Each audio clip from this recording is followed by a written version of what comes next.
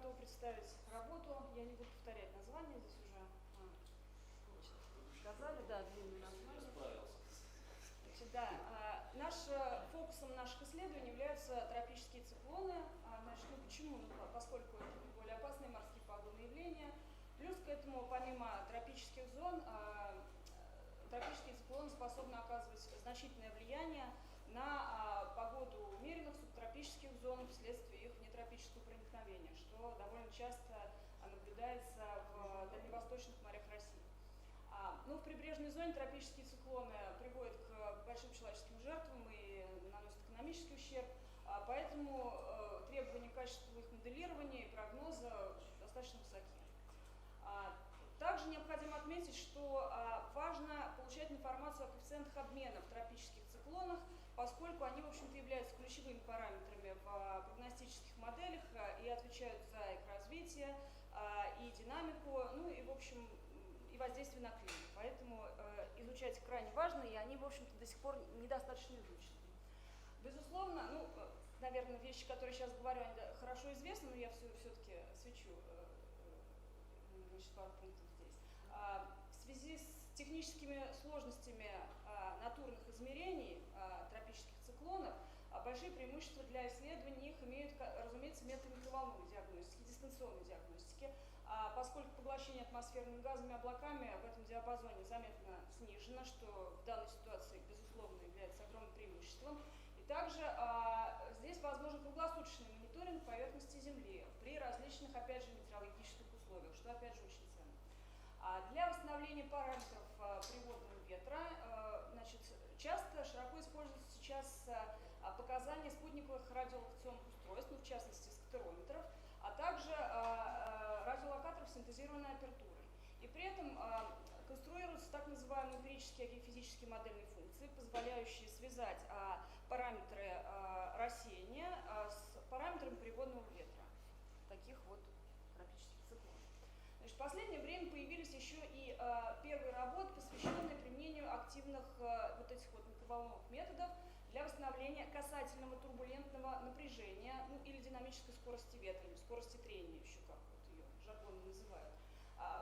Данный подход является перспективным, поскольку на рассеяние радиолокационного сигнала оказывает наибольшее влияние именно мелкомасштабная шероховатость, связанная с волнами, поэтому она определяется, естественно, связана именно с динамической скоростью ветра. Поэтому вот эта связь параметров радиолокационного рассеяния и динамической скорости ветра должна быть наиболее сильной.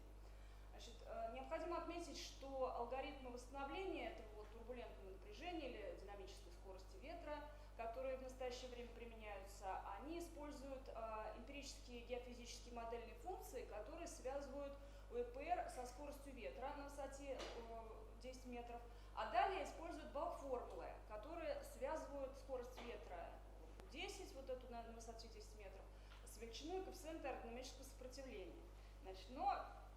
Зависимость CD характеризуется насыщением, а если быть точнее, даже не монотонной зависимостью при высоких скоростях ветра. Это было показано еще в работе, хорошо известной работе Денелана в 2004 году. Они провели лабораторные эксперименты и показали, что коэффициент сопротивления поверхности при высоких значениях скорости ветра испытывает насыщение. И годом раньше Пауэлл сделал подобные расчеты коэффициента сопротивления от скорости ветра на высоте 10 метров. Там уже были аккумулированы данные натурных измерений. И он показал, что CD вообще не монотонен, то есть имеет максимум, а потом спадает при высоких значениях скорости ветра. Также здесь, и поэтому, конечно, существующий алгоритм восстановления параметров ветра неприменимы при скоростях ветра, превышающих 20 метров в секунду.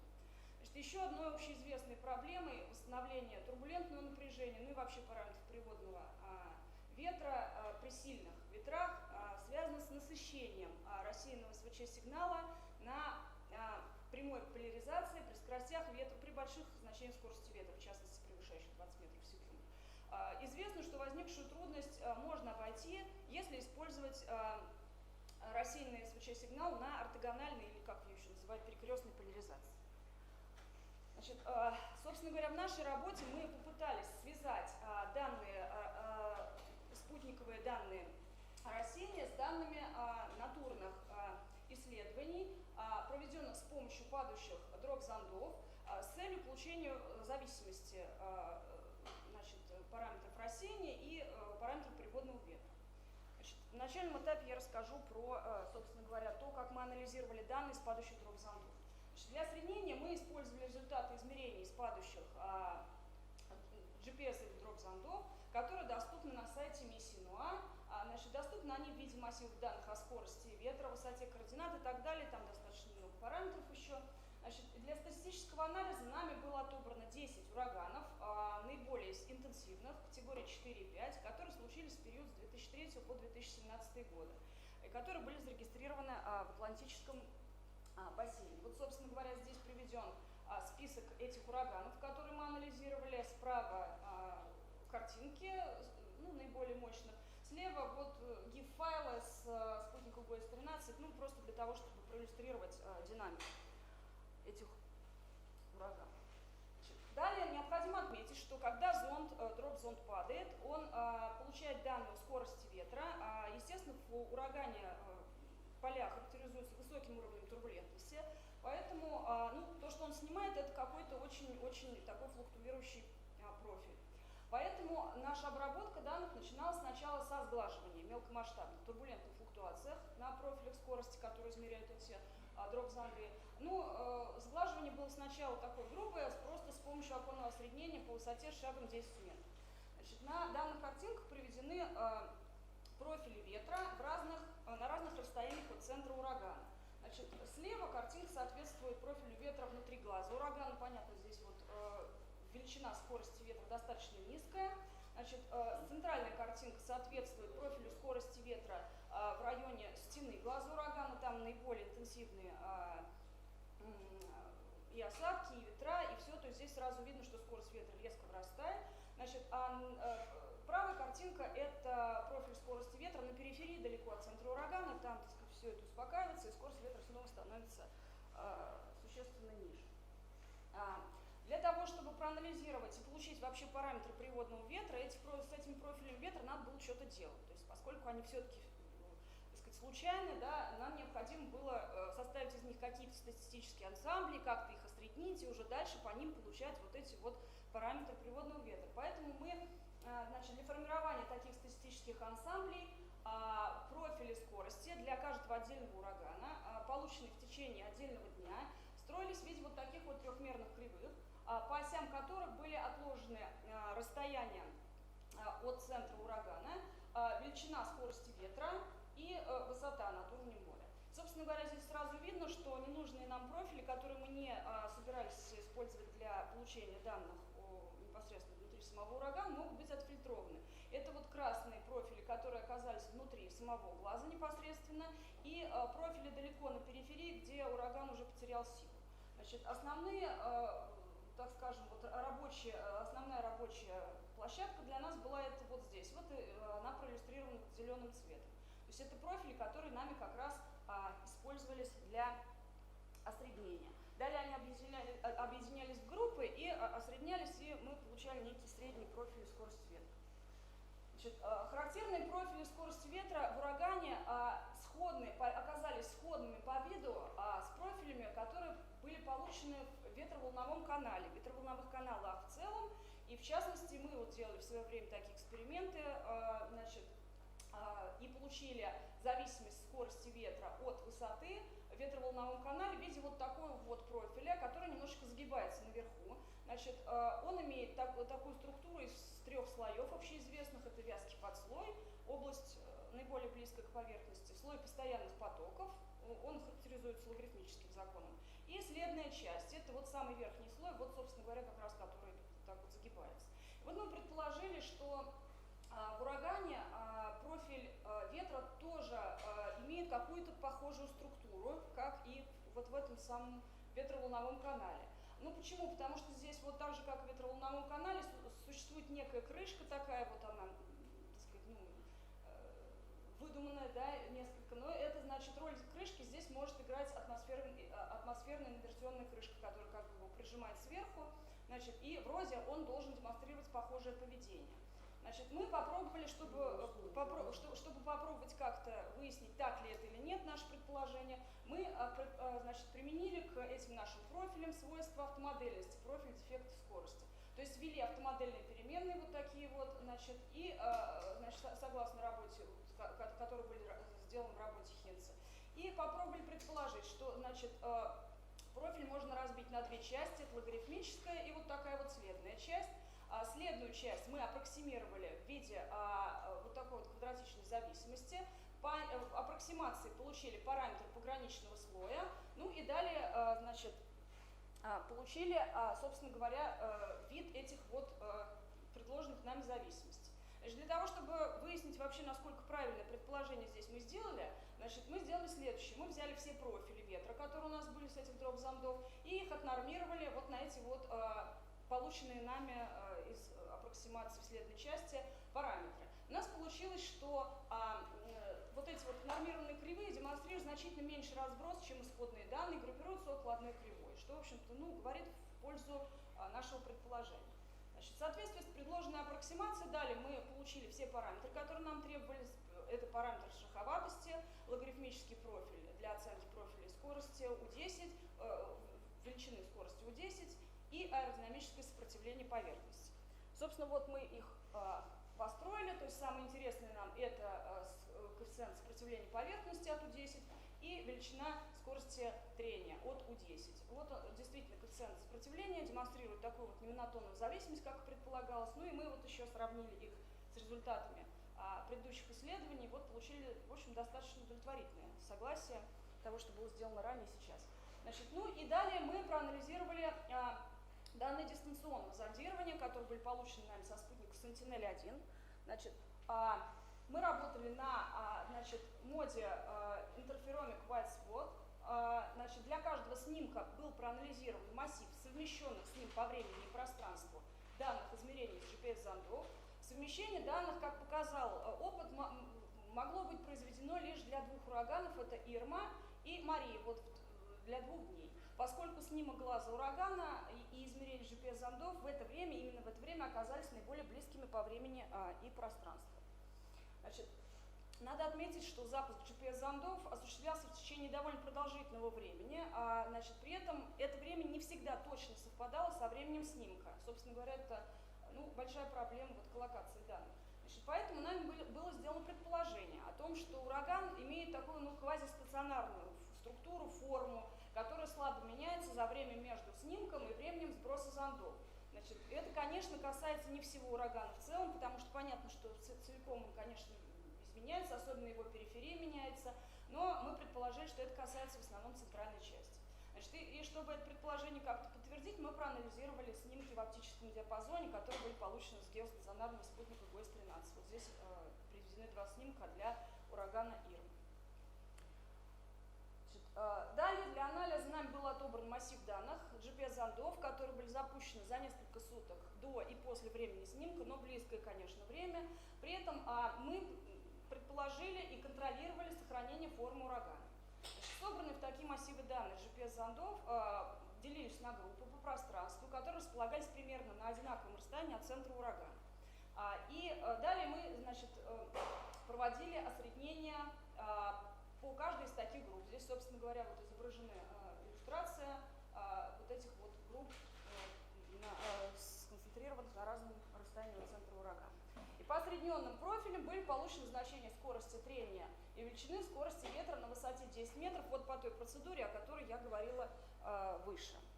Значит, таким образом, мы получили фактически соответствие, зависимость значит, на УЭПР от величины У10 и УЭПР от величины У со звездой. Здесь вот, конечно, громкие слова про геофизическую модельную функцию. Это, конечно, никакая не геофизическая модельная функция, это пока что зависимость. Мы, так сказать, просто готовим почву для того, чтобы какую-то геофизическую модельную функцию со временем получить. Вот. Но сейчас вот сделаны некие первые такие вот пробы для того, чтобы вот эту зависимость значит, справа никакого соответствия нет. Что-что? Сейчас, значит, сейчас я договорю и, да, значит, далее вот данные, которые мы получили, мы сравнили с данными Хванга, который, значит, анализировал снимки с радарсата, значит, и вот эти данные о приводном ветре он получал, ну там у него было достаточно большое количество способов получения их, натурных данных с буев, HWind и так далее. То есть, значит, вот он также получал некие вот эти зависимости. У него здесь, конечно, гораздо больше точек пока, чем у нас. Вот, но тем не менее мы наложили эти данные на его зависимости, и, в общем, видно, что в целом есть некое согласие. Мы здесь, что для нас тут есть некий плюс, мы ушли немного в большее значение величин скорости ветра. Значит, ну и подытожу, значит, нами был предложен подход для описания турбулентного пограничного слоя, который сформирован в ураганных условиях. И этот подход основан на использовании свойств автомодельности, дефекта скорости в пограничном слое, который включает в себя слой постоянных потоков, логарифмический слой, и следную часть. Также предложена процедура выбора статистического ансамбля для осреднения данных с GPS-зондов, которая основана на предположении о радиальной симметрии урагана. Значит, на основе данного подхода были восстановлены параметры слоя постоянных потоков для ураганов Атлантического бассейна в период с 2003 по 2017 год. Далее были проведены отбор и корректное совмещение данных дистанционного зондирования со спутника Sentinel-1 с натурными измерениями, которое было основано на предположении о квазистационарности формы урагана с течением времени натурных измерений. Ну и на основе анализа данных для вот двух этих ураганов, для которых нам удалось совместить данные, мы получили зависимость величины ВПР, отраженного микроволнового сигнала на перекрестной поляризации от скорости ветра на высоте 10 метров и от скорости трения ветров, ну, величины, которые непосредственно используются в моделях атмосферной циркуляции и вот, так сказать, дает нам возможность определиться на фоне остальных коллег. На этом, да, у меня все. Спасибо за внимание. Пожалуйста, вопросы. Ураганы – это очень большие осадки. И даже диапазон Сентинеля не спасает от того, чтобы вы получали искаженную ОВПР. Вы как-то корректировали сигнал на то, что это все, естественно, рассеивается? Вот мы как раз вы не получаете. Я понимаю, да, вопрос совершенно правильный. Вот мы сейчас как раз обсуждаем вопрос с влиянием шумов разного характера, в том числе от осадков и тепловых шумов. Это вот предстоит нам еще сделать. Сейчас пока на данном этапе работы, так скажем, ну вот это первые работы пока, да, то есть с этим мы еще пока не успели поработать, но в перспективе, да, это обсуждается обязательно. Еще, пожалуйста. Скажите, пожалуйста, вот те результаты, которые вы здесь представили, вот что они помогают в изучении тропических циклонов? Значит, изучить более лучше или тонкую структуру внутреннюю, я еще не кончил вопрос, или, скажем, значит, динамику тропического циклона, или какие-то прогностические признаки для Скорость ветра, прогноза и уточнять скорость ветра. Вот что именно? Значит, в первую очередь это позволяет по данным дистанционного зондирования, да, то есть не внося туда никакие приборы внутрь, да, урагана, потому что любые приборы, которые туда вносятся, они просто, ну, так или иначе выйдут из строя, да. Ну и люди могут выйти из строя, которые туда, значит, будут помещены. Поэтому, в общем, хорошо бы вот использовать эти методы, да, дистанционной диагностики именно для восстановления параметров, то есть наша цель восстановление параметров вот этого вот приводного ветра, то есть это У10, это скорость на высоте 10 метров, и что самое главное, это УС-звездой, то есть динамическая скорость ветра. Вот в первую очередь цель в этом. Вот, потому что это УС-звездой, это что такое? Это фактически, Приводного ветра. Ну да. Это фактически ведь коэффициент обмена импульсом, да, вот в этом пограничном слое. То есть это вещь, которая входит там в климатические модели еще куда-то. То есть это вот обменный коэффициент. В настоящее время она неудовлетворительна точностью устанавливается. На высоких скоростях ветра неудовлетворительна. Особенно УС-звездой, да, извините, перебью, особенно УС-звездой она вообще в основном У10 восстанавливает чаще всего. УС-звездой как-то обходит стороной, но вот, видимо, в связи с некими, вот как я говорила, уже проблемами, да, восстановления ее, потому что она косвенно восстанавливается с помощью вот этих балк-формул. А балк-формулы, они сами по себе не монотонную зависимость демонстрируют, поэтому с помощью них восстанавливать не получается на высоких скоростях ветра. И вот там, где высокие скорости ветра, там пробел для этих вот фактически величин получается. Ну да, выше там 20-30 Да. уже дошло измерение на Да, да? да, Но и у вас выше, еще выше. и выше, да, да, у нас там и 40-50. Понятно. Ну, так, еще, пожалуйста, вопрос. Да. Скажите, пожалуйста, вы там вы все время говорите о скорости ветра 29 метров, а как радиозонд это измеряет? Дропзонд, по-моему, не может с такой разрешающей способностью, там, десятки метров давать вертикальный скорость. Почему не может? Ну, у него скорость падения 15 метров в секунду, а время измерения... Товарищ, у него очень высокая частота получения данных. Он летит, и за это время, ну, так сказать, Какая дискретность? Нет, 2 дело в том, что- Герца частота. Нет, понимаете, Ну, это не может. радиозонд это прибор измерения радиозонда скорости происходит вследствие того, что прибор радиозонд увлекается вверх. Он не может мерить скорость иначе. Он увлекается ветром. То есть как так? Ну, вроде как не должен успевать увлекаться. Он падает 15-20 метров в секунду. Я просто не знаю, вот, Если- допустим, радиозонды, которые используются на аэрологической сети, Да. они просто увлекаются ветром и меряют последовательно их координаты. Ну вот, там дифференцируются. Нет, здесь я не уверена, что здесь это так. Я, честно говоря, затрудняюсь вот на технические особенности работы радиозонда. Наверное, вот, может быть, мне вот коллеги смогут мои подсказать. Но вообще, мне кажется, здесь принцип работы немножко другой. Здесь не с увлечением ветром связано показать. Ну, что там, акустический доплер? Нет, на самом деле, Это доплеровский спектр, это самое- с какой у нас частотой это они? 2 Герца, правильно. 2 Герца. А датчики какие там? Да. GPS-датчиком вы лучше бы GPS это только свои координаты. Нет, GPS-датчиком разрешение меньше, чем 15-20 метров в секунду, вы не померите вертикальную скорость. То есть говорить о 10 метров или 20 метров нельзя. Это может быть 10, это может быть 20. GPS работает раз в секунду. Нет, Да. GPS работает быстрее, он сообщает в стандартном протоколе раз в секунду, но это не его ограничение. Нет, ну, Да, на самом деле суть в том, что скорость ветра на высоте 10 метров измеряется не непосредственно на высоте 10 метров, а используется вот как раз таки верхняя часть параболическая, с помощью которой восстанавливаются параметры логарифмической части, и получается скорость. Нет, то ну, есть это не измерение, это аппроксимация. Это нет. Нет. На высоте 10 метров это не ну, я измерение. так понял, что там у вас восстановление. Тут вы Да, считаете вот логарифм, здесь мы восстанавливаем. а Да. приводную часть Конечно. ветра вы восстанавливаете, считая, что это пограничный слой. Да, разумеется. На самом деле мы это восстанавливаем по данным на гораздо больших высот. Ну, а модель пограничного слоя? А модель пограничного слоя, вот я рассказывала. То есть Нет, это ну это логарифмическая, да, хорошо известно. не Которая... логарифмическая, нет. Мы как раз, мы же как раз, вот я говорю, то есть у нас как, предположение еще раз, то есть, значит, у пограничного слоя существует несколько слоев, да, мы предположили, что есть слой логарифмический, а есть еще следная часть. Ну, следующая часть уже выше. Да. А ниже? Ведь речь идет о самом приводном слое, о самом низком. Да. Ну, вот там Значит, как именно делать? вот здесь в том и соль, что фактически мы восстанавливаем по верхней части вот этого Нижняя. вот профиля, да, вот в этом Ну, здесь и нижняя, соль. ну, Потому что в нижней части измерения практически невозможно в связи с большим количеством погрешностей, там ошибок, они выходят из строя к низу, да, то есть у нас там просто статистики не хватает.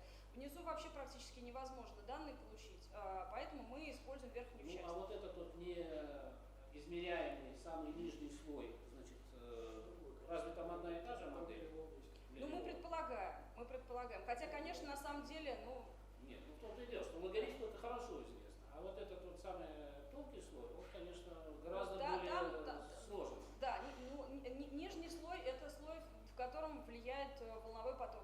То как Да, раз что вы да, восстанавливаете. Да, по сути дела.